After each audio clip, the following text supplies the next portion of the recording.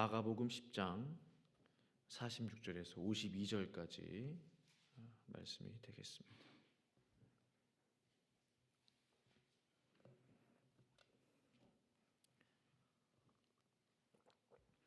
네, 우리 마가복음 10장 46절에서 52절까지 말씀 찾으신 줄 알고 저와 함께 교도하도록 하겠습니다.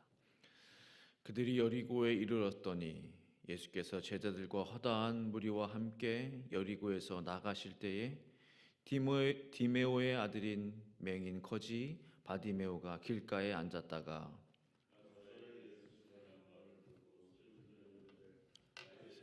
예수여 나를 불쌍히 여기소서 하거늘 많은 사람이 꾸짖어 잠잠하라 하되 그가 더욱 크게 소리질러 이르되 다윗의 자손이여 나를 불쌍히 여기소서 하는지라.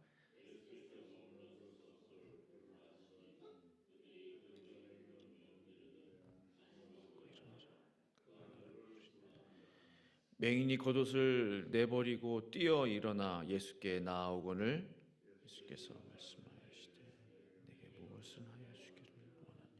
맹인이 이르되 보기를 같이 있습니다. 예수께서 이르시되 가라 내 믿음이 너를 구원하였느니라 하시니 그가 곧 보게 되어 예수를 길에서 따르니라. 아멘.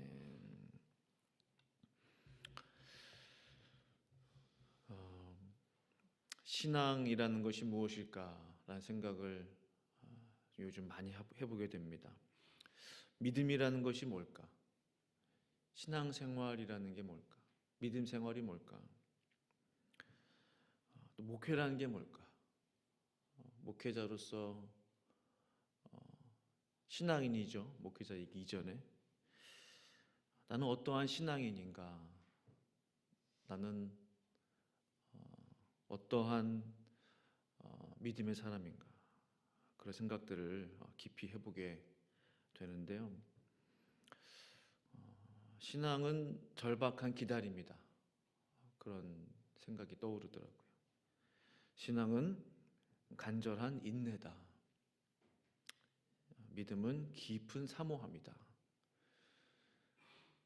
우리가 어떠한 것을 믿을 때 우리 입으로 믿습니다. 이게 믿음이 아니라 간절한 인내, 이것 자체가 믿음이구나. 절박한 기다림, 이게 믿음일 수 있겠구나.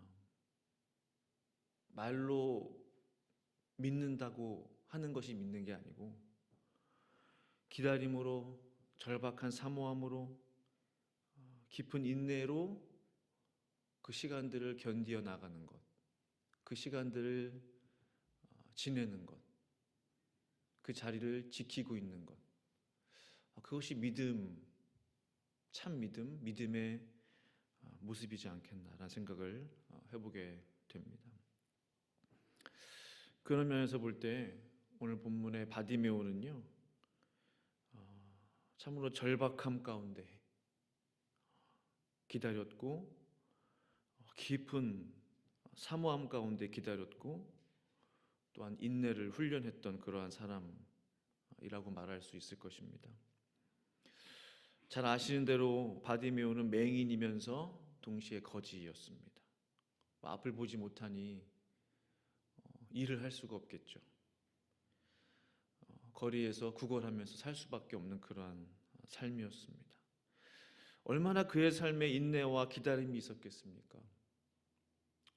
얼마나 마음이 절박했어요. 인내와 절박함을 매일매일 훈련했죠.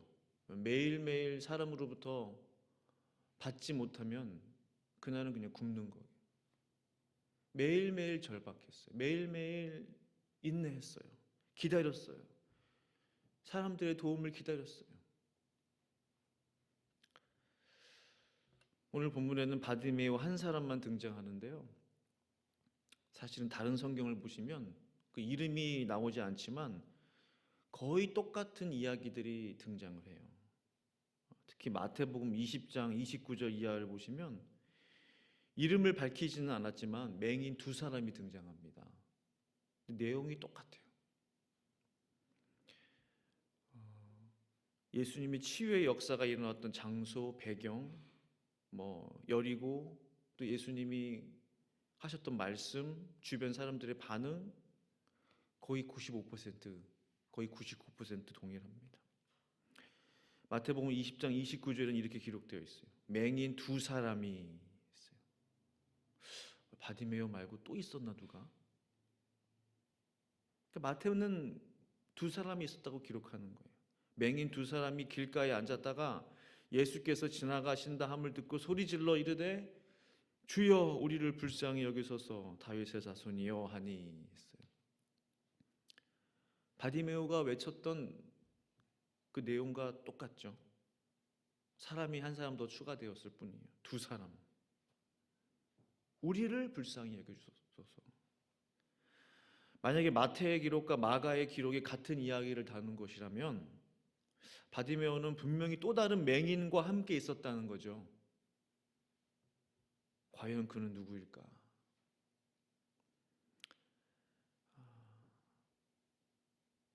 바디메오도 맹인이고 그의 아버지도 맹인이었다라고 보는 주석가가 있더라고요. 왜냐하면 그들의 이름을 보면서 추측할 수 있죠.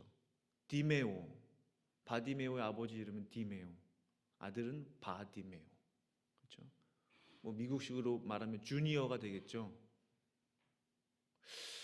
혹시 아버지도 맹인이었나? 그러니까 이름을 보면서 추측이 되는 거예요. 디메오인데 아들이 바디메오. 아들이 맹인이에요. 아버지도 맹인이었나? 마태는 분명히 두 사람이 길가에 있었다고 했는데 정말 이것이 사실이라면요. 아버지에 이어서 아들도 맹인이었고 거지의 삶을 살았다는 거예요. 부자가 같이. 그렇게 생각하니까 참 가슴이 아파오더라고요. 아버지는 자기 때문에 맹인으로 태어난 아들을 보면서 얼마나 눈물을 훔쳤겠어요. 아들은 그런 아버지의 모습을 보면서 얼마나 마음이 아팠겠어요. 참 보기가 안 좋은 모습입니다. 부자가 함께 거리에 나앉아서 맹인으로 구걸하는 그 모습은 참으로 안타까운 거예요. 가슴 아픈 거예요. 여하튼 이들은 앞을 보지 못하기 때문에 정말 힘든 삶을 살았겠죠. 그런데 귀는 밝았을 것입니다. 듣는 귀가 발달했을 거예요. 사람들이 오고 가면서 예수님 이야기를 하는 것을 듣습니다. 예수라는 선생님이 계시는데 그분이 기도하면 병자들이 낫고 귀신이 떠나가고 그 말에 귀가 솔깃했을 거예요. 아니 예수란 분이 그런 능력이 있단 말이야. 그분을 좀 만나봤으면. 근데 마음대로 할 수가 없죠. 앞을 보지 못하는데 어떻게 예수님을 만날 수 있겠어요? 그 인내와 애절함, 그 사모함이 절절했을 겁니다. 예수님께로 누가 좀 나를 데리고 갔으면 좋겠는데 만약에 그 현장에 정말로 그 부자가 같이 있었다면 아들과 아버지가 서로 대화했을 거 아니에요. 아들아, 우리가 예수님께로만 갈 수만 있다면 얼마나 좋겠냐. 아들도 아버지, 우리가 정말 예수님을 만날 수 있다면 얼마나 좋을까요? 그 누가 맹인 두 사람을 예수님께로 이끌고 데려다 주겠어요? 얼마나 절박했겠습니까? 우리는 얼마나 복된 사람들인가 이런 생각을 해보게 됐어요. 언제라도 마음껏 하나님 앞에 달려나올 수 있어요. 누가 우리를 데려다 주지 않아도 우리가 차로 운전해서 언제든지 주님 앞에 하나님의 전에 나와서 기도할 수 있다는 거예요. 언제든지 가고 싶은 데를 갈 수 있어요. 그러나 우리 디메오와 바디메오 두 부자는 그렇게 할 수가 없었다는 거죠. 예수님은 이 바디메오 또한 또 다른 맹인 이 부자의 아버지인 디메오를 알고 계셨을까요? 저는 알고 계셨다고 생각합니다. 왜냐하면 이 기적은요, 이 표적은 예수님께서 십자가를 지시기 전에 행하셨던 마지막 표적이에요. 물이 변하여 포도주가 되게 하신 사건이 예수님이 첫 번째 행하신 표적이잖아요. 마지막 표적은 뭘까? 이것입니다. 이제 여리고를 지나서 예루살렘으로 입성하기 전에 그 가는 그 행렬에서 행하셨던 마지막 기적이 바로 이거예요. 예수님이 그것을 생각하지 않으셨겠습니까? 알고 계셨죠. 내가 여리고를 지나가는 길에 내가 이들의 간절한 마음의 소원을 들어주리라.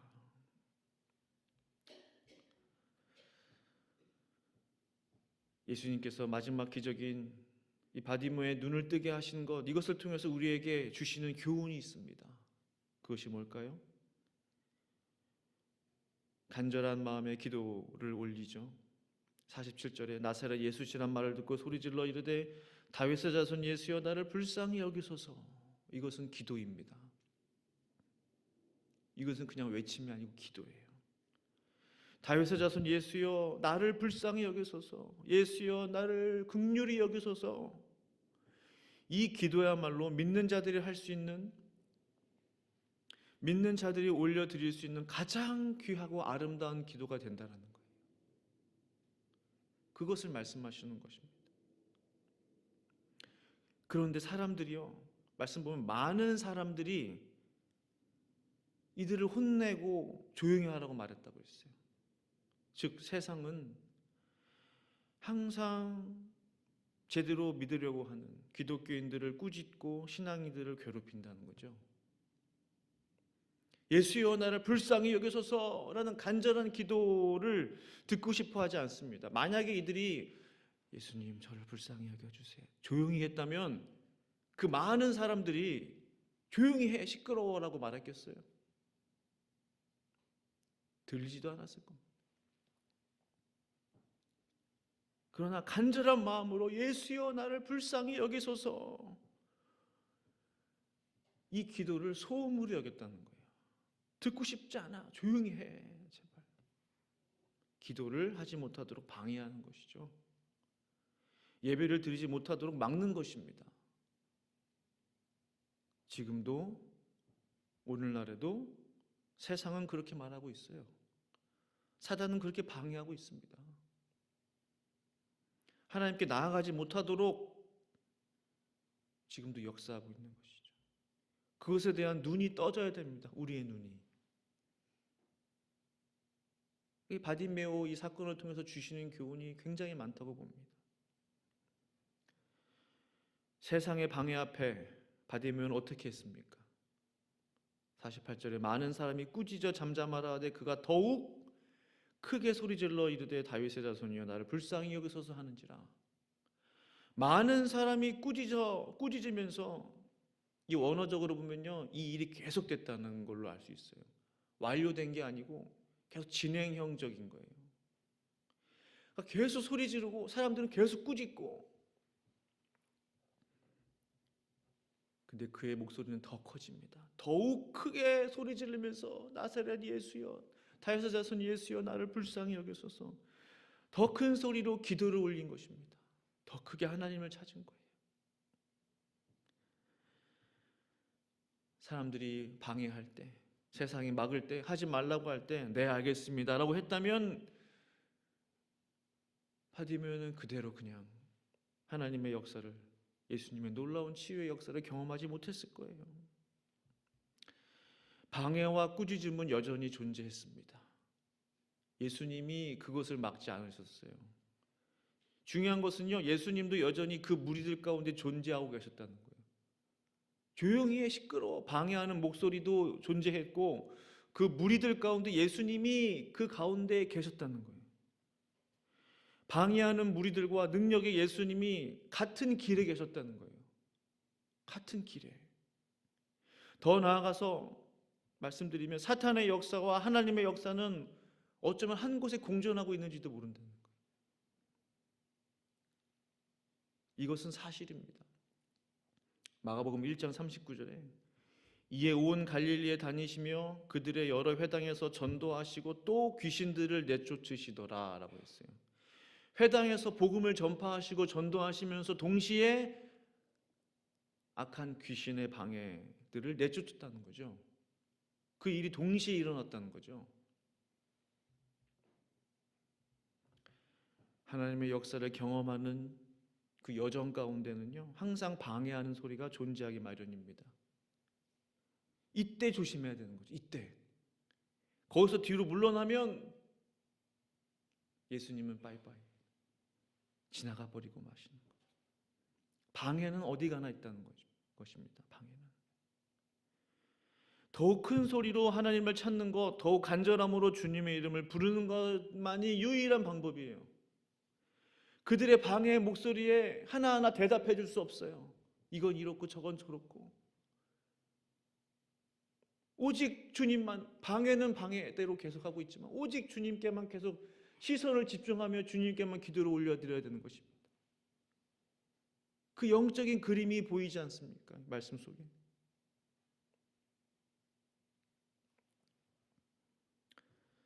언제까지 불러야 하겠습니까? 언제까지? 49절 말씀이 이루어질 때까지. 예수께서 머물러 서서 그를 부르라 하시니 그들이 그 맹인을 부르며 이르되 안심하고 일어나라. 그가 너를 부르신다 하매. 모든 방해와 환난은 언제 딱 끝날까요? 언제 잠잠해지겠습니까? 주님이 그 속에서 나의 이름을 부를 때,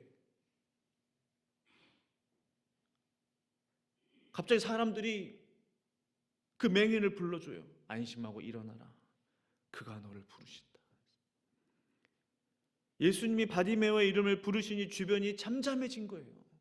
더 이상 그 누구 하나 조용히 해, 시끄러워하는 사람이 없는 거예요. 마치 예수님께서 거센 풍랑과 파도를 가리키면서 잠잠하라 라고 하셨을 때 잠잠했던 것처럼 그 모든 군중들의 방해는 잠잠해졌다는 것이죠. 안심하고 일어나라. 그가 너를 부르신다. 아, 이제 된 거예요. 주님이 나를 부르시다니. 50절에 맹인이 겉옷을 내버리고 뛰어 일어나 예수께 나아오거늘. 맹인에게 있어서 겉옷은 차가운 바람과 추위를 막아 줍니다. 맹인의 겉옷은 뜨거운 햇빛을, 그 광야 사막의 햇빛을 막아주게 돼요. 또 맹인의 겉옷은 사람들이 주는 음식이나 동전들을 모을 수 있는 그 주머니 역할, 바구니 역할도 하게 되는 거예요. 그 겉옷을 내버렸다는 거예요. 거기에 연연하지 않았다는 거예요. 한 벌뿐인 그 겉옷을 그냥 내팽개친 거예요. 그 모든 과거의 삶인 맹인의 삶과 거지의 삶을 청산하겠다는 거예요. 과거의 모든 죄된 삶을 버리겠다는 거예요. 그런 의지가 바디메오 가운데 있었다는 것입니다. 예수님께서 말씀하시죠. 내게 무엇을 하여 주기를 원하느냐? 맹인이 대답합니다. 선생님이여, 보기를 원합니다. 예수님은 아시면서 왜 이걸 물어보시는지 모르겠어요. 내가 내게 무엇을 하여 주기를 원하느냐? 그 이유는 바디메오의 대답 속에서 그의 믿음을 보시기 위해서였어요.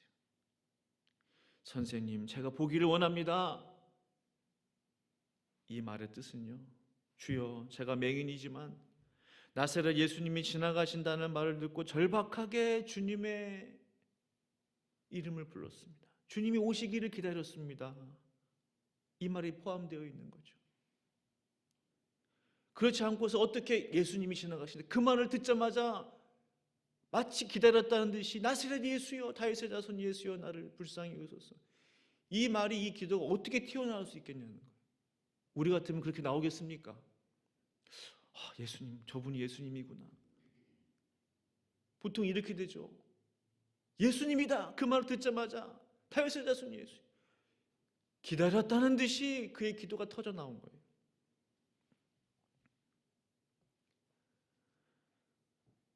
그의 절박함의 그 인내와 기다림, 그것이 그의 믿음이었다는 겁니다. 그것이 믿음이에요.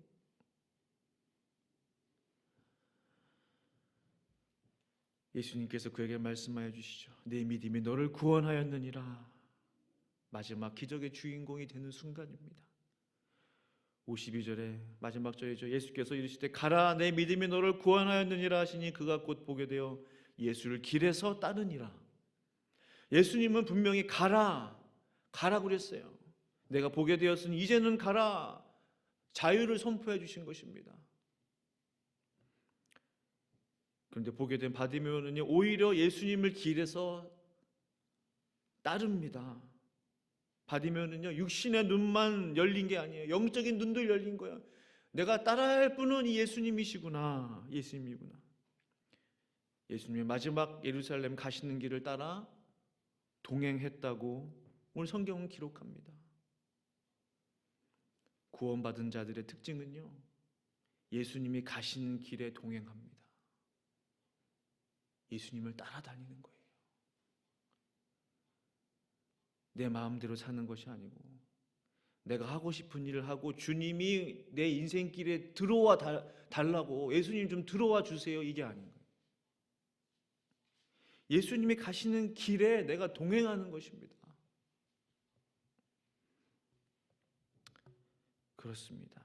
오늘 구원받은 바디메오는요, 육신의 눈만 뜬 것이 아니라 영적인 눈이 뜨이게 되었고 그의 영혼육이 구원받았다라는 사실입니다. 우리 자신을 돌아볼 수 있기를 바랍니다. 우리는 구원받은 바디메오처럼 예수님의 길을 따르고 있는가? 아니면 내 길에 예수님이 오시도록 주님을 끌어당기고 있지는 않은가? 이 아침 기도하시는 중에 바디메오에게 주셨던 놀라운 예수님의 은혜가 저와 성도님들 가운데 임할 수 있기를 간절히 축원합니다. 기도하시겠습니다. 아버지 하나님 감사합니다. 거룩하신 주님 찬양합니다.